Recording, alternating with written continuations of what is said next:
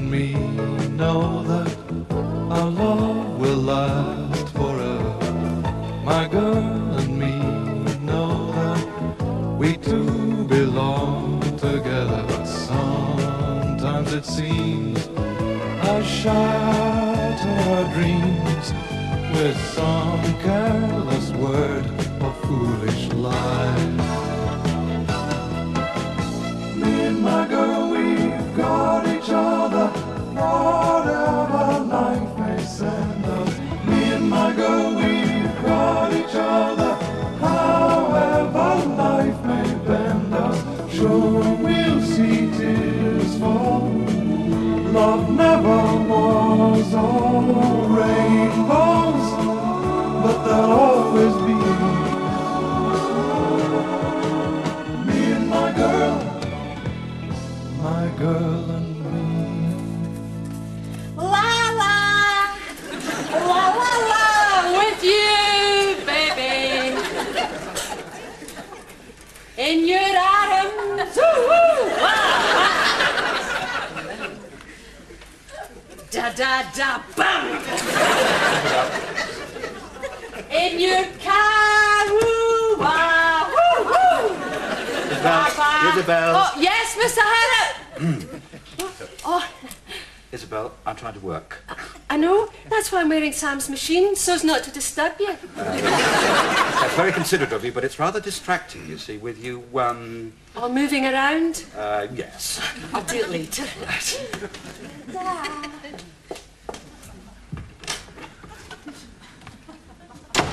Oh, hey, the headphones working all right, Izzy? With you. They're working.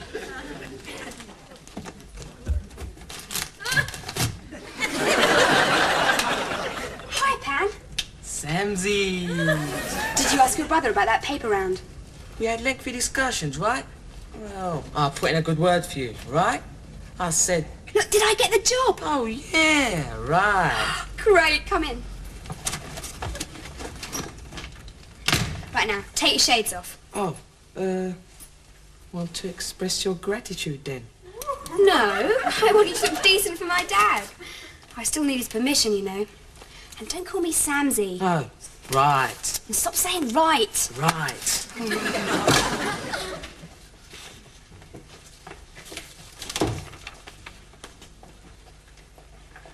Dad, this is my friend Pan. Pan, my father. Hello? Hi. Nice place you've got here, Mr. H. Thank you. Yeah, you know my Uncle Andreas has got exactly the same wallpaper in his kebab house. Really? Nice seats. My cousin Nigos, you know. He's got them in his kebab house. Ah, he makes nice covers for them in simulated vinyl. Nice. Yeah, you can have pale green, orange or purple with gold edging. Yes, look, Sam, I know it's mid-term, but don't you think you should do some homework? Tis your O-levels next year, you know. I'm leaving school as soon as I'm 16. Oh, really? And what line are you going into? Vinyl kebabs or simulated recycling? Newspapers. Oh, well, that is something, I suppose. I see you, Mr. H, as a Guardian reader. The Sunday Times and the Observer on Sundays and local paper on Fridays. That's good. That's very, very good. Dad, he's our paper boy. He delivers them to us. Oh, any extra charge for delivering them to the breakfast table?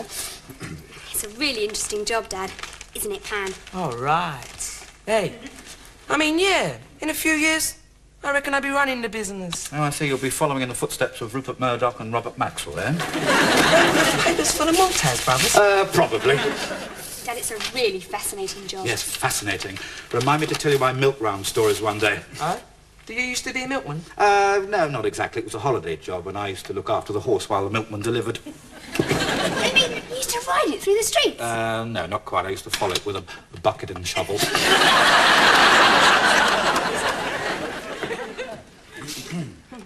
I was just about to have a spot of lunch. Would you care for some? No, thank you, no. You really do mean spot, don't you? I'm on a diet. Oh, I get so bad-tempered when I have to cut down on food. Yes, I've often wondered, What? you know how you manage to do it. How long have you been on this one? Since breakfast. No, I had to see you today because, well, I've had a rather interesting offer. Oh? Of marriage or for the house? No, this is serious. Not the Mercedes. Now, I've been offered a job, a really good job with a really good company. You've got a job, a really good job with a really good company. Our company. I know, but this other company would like to encompass eye catchers. The way a spider encompasses a fly. No, Nellie, it'd be much more work and much more money, and eye catchers at the same time would still be able to retain its identity, integrity, independence. But What? I was helping you by supplying the word but. I could feel it coming. Well, but there is one feature of eye catchers that they do not wish to retain. It's Derek. Derek? Derek? Your old school pal and co-founder of Eye Catchers, your best man, your only daughter's godfather, that Derek? Oh, thanks for making it easy, Noel. Yes, that same Derek. The one that you refer to as Dopey Derek, or Derek the Dim. The one you described last week as the sty in the eye of eye catchers. You should hear what I call you sometimes. But I don't leap at the first opportunity to fire you. No, I'm not going to fire him. I haven't even explained it to him yet. Are you planning to inform him with something subtle like changing the locks at the office, or will you just sell his desk? Oh, no. I promise I'll speak to him first thing tomorrow, right? I'll say there's one good thing about what you've told me. What? It's put me right off my food. 3 brooms? Muriel, what are you talking about? Nobody advertises houses with 3 brooms. It must be an abbreviation. It's either 3 bedrooms or 3 bathrooms, not 3 brushes. What? I can't hear you. Who else have you got there with you? The Archers? Muriel, will you switch off the radio when you're talking to me? Who has? Jethro and Shula, really? In a jacuzzi? Good heavens. Oh, I see. The house has a jacuzzi. Oh, great. Yes, you remember. You got into one at that American woman's birthday party. Yes, I know you did, Muriel, but you're not supposed to wear your clothes in them. I know she did, but it was her jacuzzi. Yeah, look, when can we view it? Tonight at 7. Great. What? No, Muriel, don't bring any towels. Yes. All right. Are you buying a new house with a jacuzzi, Mr. Yates? Might be, Liz. Oh, aren't you lucky? I can't even afford a B-day.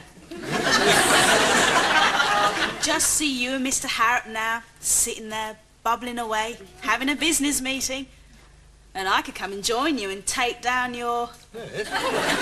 dictation, like in the movies. Liz, I'd rather you didn't mention the fact that I'm looking for a new house to Mr. Harrop. Oh, right. You see, before I can buy one, I'm going to have to ask for an increase in salary. Anyway, I'll only say it was Muriel's idea. Whose idea was it? Muriel's mother's. It's not going to be easy to ask him, you know. Why not, when you're such good friends? But I'm not asking for increase in salary out of friendship, but out of his respect for my talent and my ability. Oh, I can see why it'd be difficult then. Oh, it'd be just as hard for him, poor thing. I know. I'll handle the whole thing as though we weren't friends at all. Yes, I'll do it purely professionally. So, the first thing I must do is get another job. Eh? Where's the agency directory? Bargaining point, Liz. I tell Simon I've had an offer from another company, more money than I get here, and he'll have to match the offer for me to stay. Yeah, but what if Mr. Harrop won't give you any more money? You won't have another job to go to, and you won't have this job, and you won't be able to buy a new house. Oh, well, then it won't matter anyway. Why not? Because Muriel and her mother will kill me. When are you going to ask him? First thing. Really? First thing the day after tomorrow. Oh, Mr. Yates, look, why don't you call round at his house tonight on your way home? As a pretext, you could always say you brought him these agreements to look at. Good idea. I don't need a pretext, Liz. Good heavens, he's my best friend. If I can't walk into his house and talk about an increase in salary, it doesn't say much for our friendship now, does it? Good night. That's the spirit, Mr. Yates. Night. I'll take those papers for him to see just what. Oh, hi, Uncle Derek. Come in. Samantha?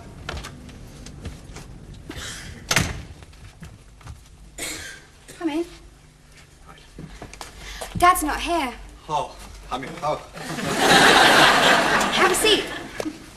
You playing chess? Yeah, Who with? Boris Spassky. Ah, yes. Emma said you were friendly with a Greek boy. He's a Russian Grand Master. Oh, Fancy a game? why not? Do you ever play my Emma? Yeah. I taught her. Oh. Who taught you? Muriel. She made our set as well out of old egg boxes. Shall I start? Please.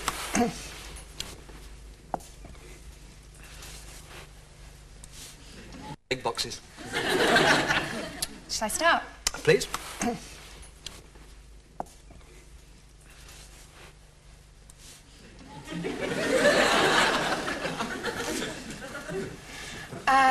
While we're waiting for Dad, could I ask your advice, Uncle Derek? Yes. Yes, of course, Well, you see, I can't insist on the pocket money he gives me. And I daren't ask for an increase, because you know how funny he can be about money. Fun, yeah. So, I'm going to ask him if I can have a job. At eye catchers? No, doing a paper round. Oh. And well, if he doesn't like that idea, then he'll have to give me some more money, won't he? What do you think? Well, it is a bit, devious. Yeah, I thought you'd like it. So, I just hope he's in a good mood. So you're not here to tell him or ask him anything that'll make him grumpy? Me? No. I was just passing and brought some pretext for him. Oh, good. Your move. Yes.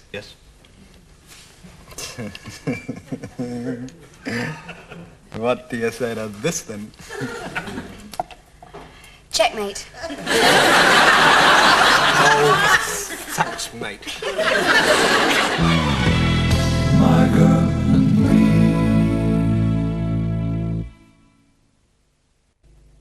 Me and my girl, we got each other. What are you sitting here for? You've a perfectly good room upstairs. Incredibly untidy, but perfectly good. Isobel, Yes, Samantha. did you call me Samantha like that? For the same reason you're calling me Isobel like that. You're always formal when you want me to do something. And you're always formal when you're not going to do it. Well, that settled that then, eh? Izzy! Yes, Sam. You know our paper boy? Oh, Pot. Pan. Oh, yes.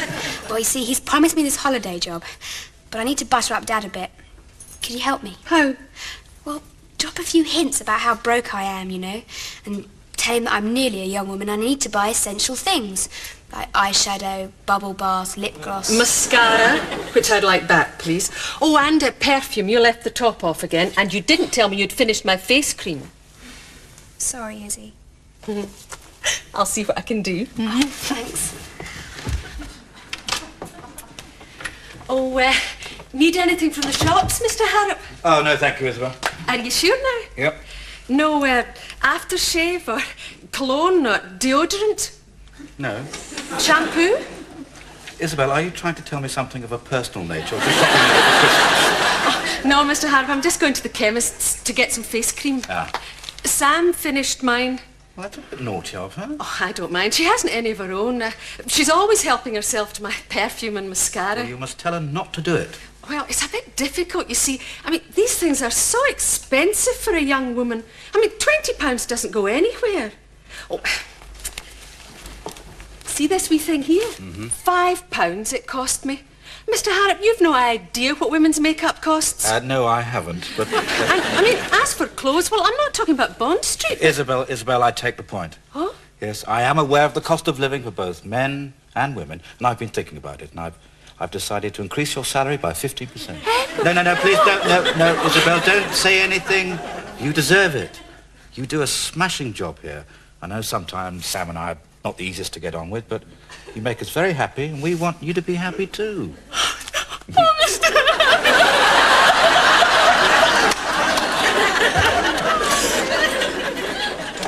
Morning, Mr. Yates. Liz? Did you make your move last night? What?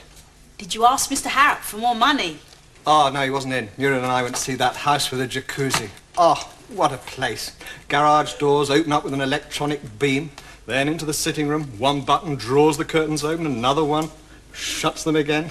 And then, at the press of another, a TV emerges from the wall. Oh, Wow. Yeah, you can switch on the oven, run a bath and draw the curtains without getting out of bed. You can do that in my bedsit.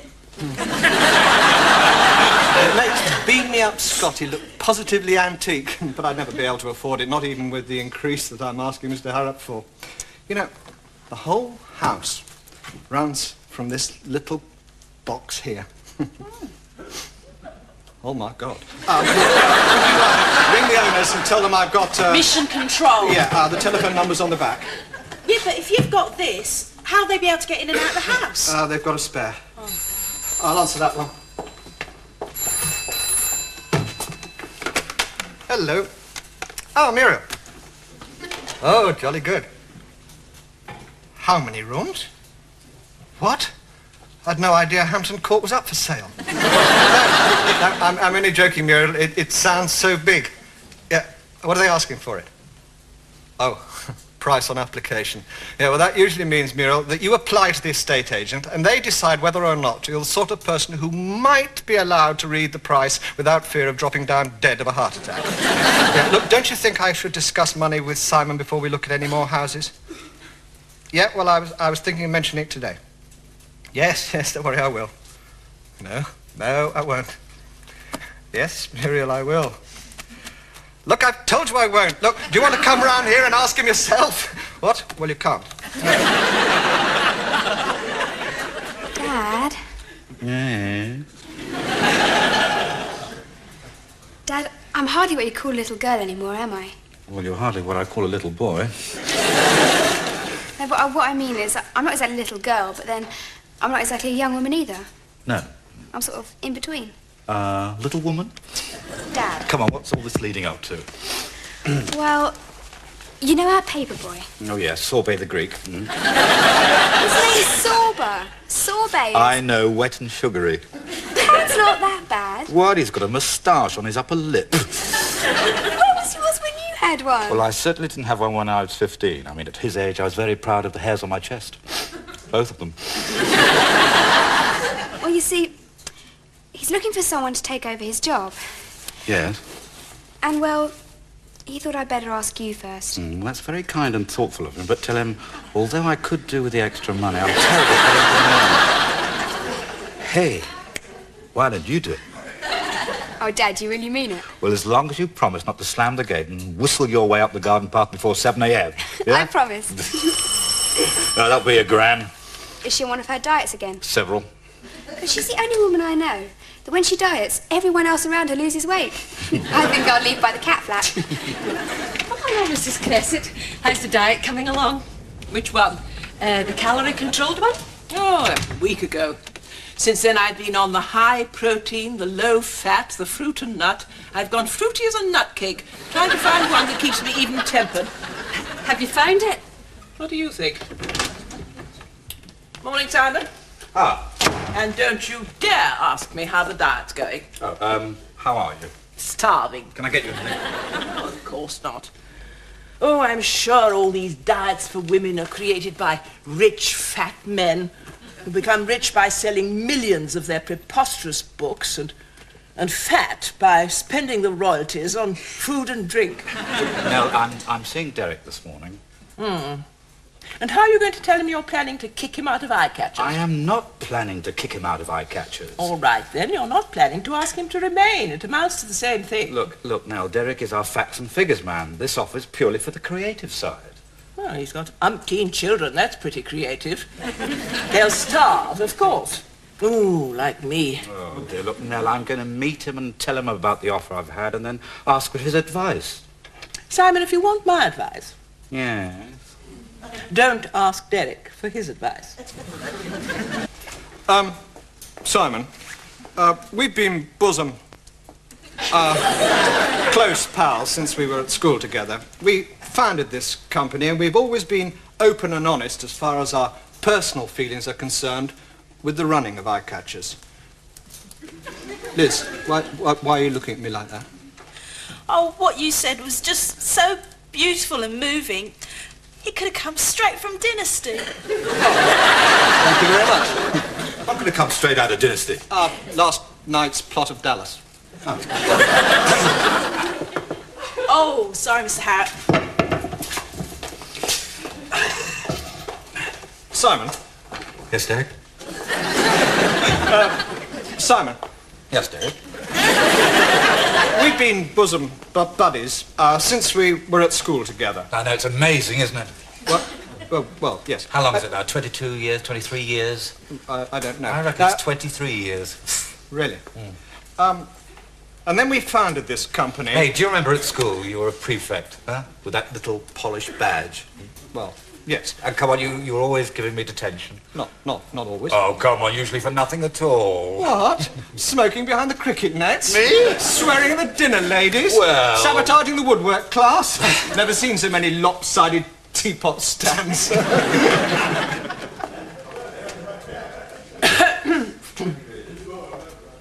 Well, Termites. Mr. Harrop and Mr. Yates? No, I was listening for them. This building's quite old, you know. So am I. What were they talking about? The termites? Liz. School. School?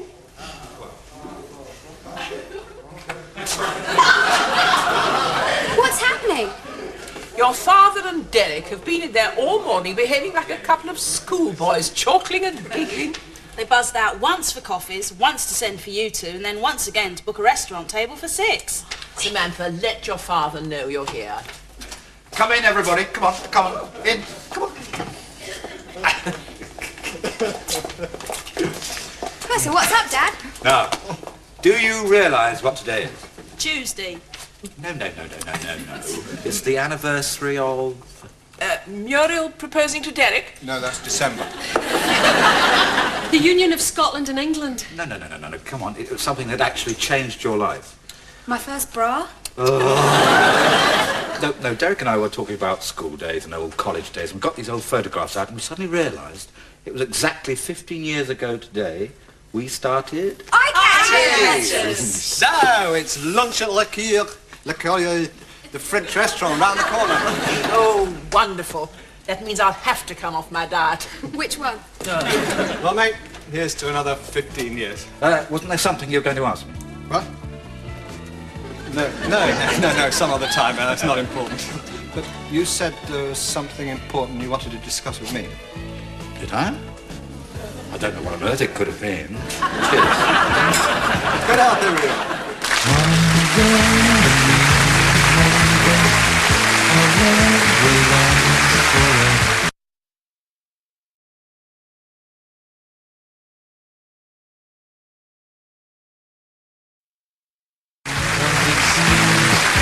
I'll shelter our dreams with some careless word of foolish love. Me and my girl, we've got each other, whatever life may send us. Me and my girl, we've got each other, however life may bend us. Sure, we'll see tears fall. Love never was all rainbows, but there'll always